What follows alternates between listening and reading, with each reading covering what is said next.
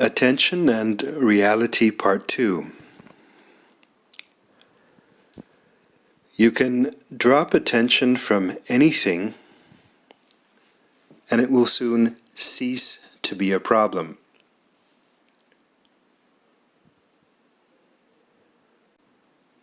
So consider that for a moment.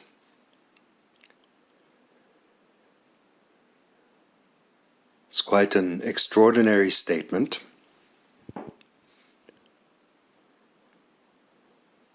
Everything that exists in life first existed in consciousness. It was first thought before it manifested.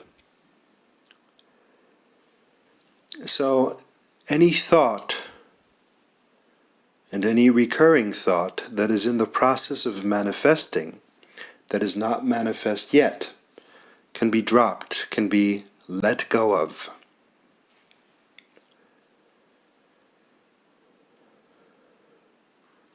You don't have to have recurring thoughts. As you drop your attention from certain thoughts, they don't manifest. They don't come true. Now, with things that are already manifest, it's a little bit different. So, this is not about putting your head in the sand or pretending a monster isn't there. It's a little bit childish. You say, okay, this monster isn't there. If I don't look, the monster will disappear. Because monsters that are already manifest are already manifest. And they do not cease to be a problem if you stop looking at them. So you can drop attention from anything and it will soon cease to be a problem refers to the unmanifest, to that which is not yet fully manifest. If something is already fully manifest, it's also good not to invest too much undue attention in it, but you have to at least look at it enough to handle it and to discard it, to get rid of it, to deal with it.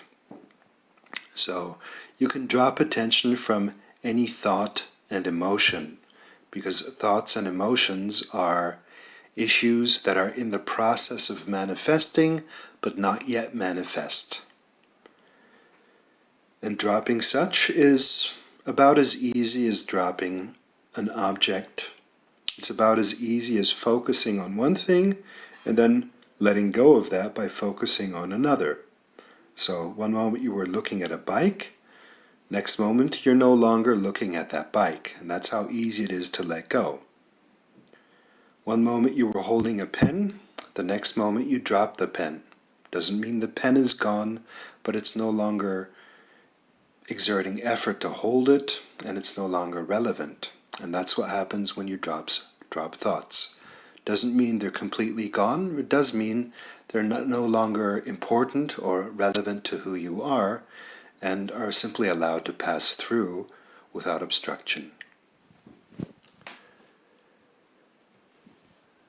One of the big realizations of spiritual reality, as well as worldly success, is the shift from wanting to get attention, get approval, get recognition, get love,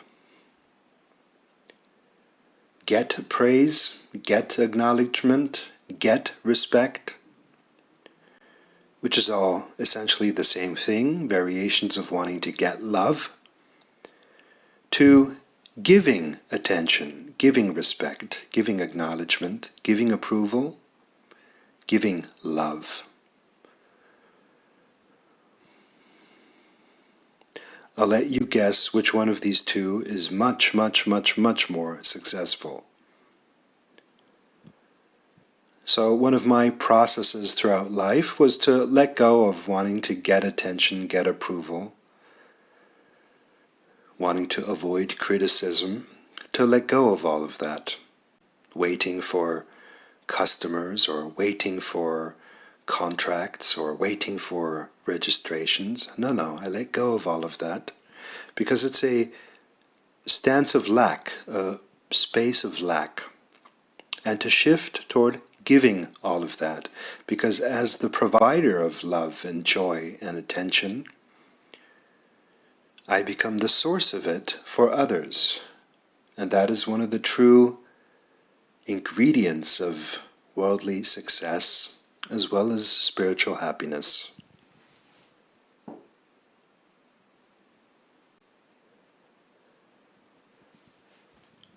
So, you think something is big and important.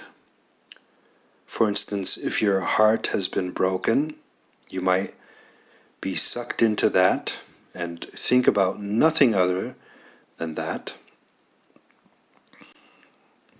And you continue to think it's big and important until you become present again in the here and now, or until something bigger comes along. So in this very extreme example, there's a nuclear explosion. And now look what happens to the broken heart in comparison. The broken heart is suddenly very small. So you went from, oh, how do I get him or her back, to where do I find shelter? I need to survive. Imminent death. Now this extreme example is merely to show what a shift in awareness, a shift in consciousness causes. It causes a completely different state, completely different intentions and motivations, completely different beliefs. One shift in attention. Of course, an external event is not required to shift your attention, much less an external event such as a nuclear explosion. You can shift your consciousness of your own without needing external cues. That's the message here. So you think something's a big and important topic. A positive example would be money. Many people think that is really, really, really essential. And your attention gets kind of stuck on the subject throughout life until something better comes along. So let's say, for example, you found some kind of cosmic secret and suddenly you're enlightened and one with the entire universe, feeling really, really infinite, and compared to that infinite space which you are, that money, no matter how much it is, looks rather small.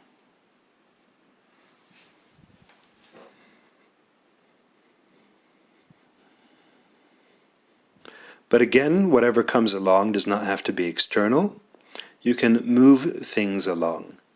You can shift your own consciousness or take in your own bigger context, compared to which the little problems and issues of daily life look small.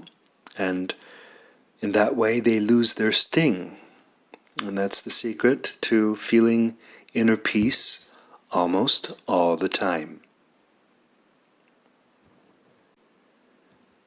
So a person may be stuck in memories or thoughts until something more interesting in the present happens, or until that person, by deliberate will, becomes more present. The mind keeps replaying old tracks until it becomes present. So under the weight of here-now reality, so-called problems often crumble because they exist as thoughts about the past or the future, which does not objectively exist.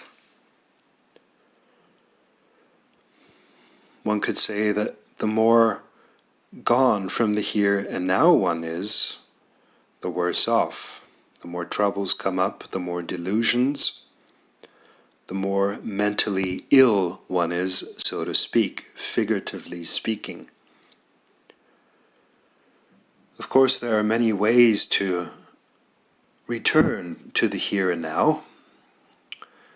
In the first part of this presentation, I mentioned being focused on a passion or a task or a job that is important to you. Other ways are simply talking to other people, being part of a family or a community or a circle of friends. Simply talking to others brings you back to the present. That's why it's not good to be alone for too long unless you're very enlightened.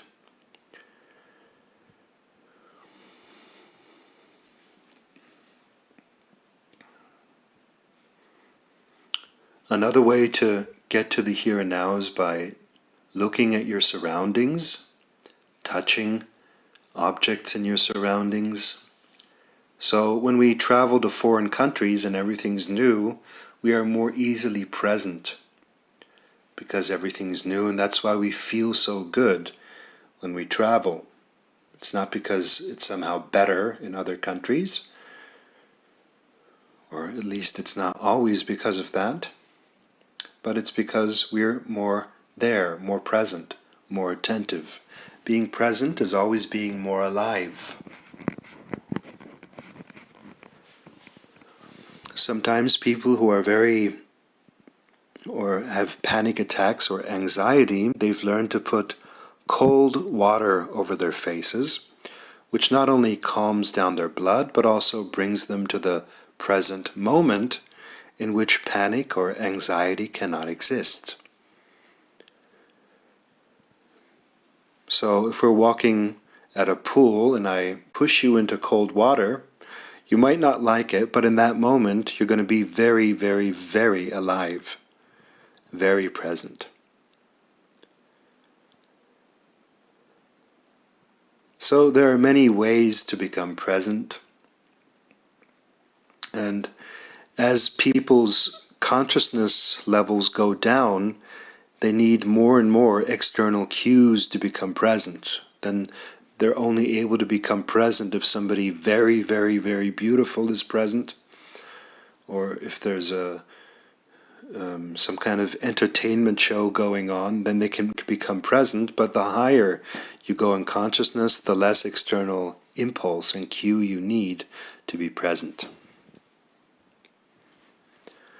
So one of the techniques I have to become present are these two questions. Essentially, being present is not really a technique, it's not a method, not a discipline.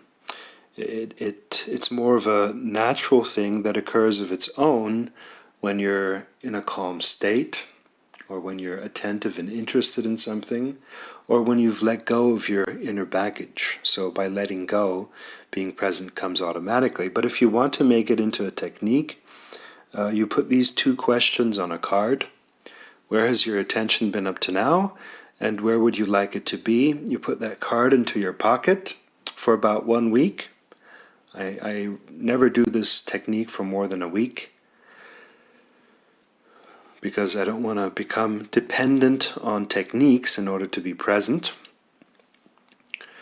And every time you feel the card, or you put your hand in your pocket, or once every few hours, you take it out and you ask yourself the two questions. So the first question, where has your attention been up to now, brings you into the here and now, because it shows you that your attention has probably not been here now. Attention tends to wander. And the second question, where would you like it to be, realigns your attention with your preferred intentions, with your preferred goals. If you enjoyed this presentation, if it was helpful to you, recommend it far and wide. Thank you very much.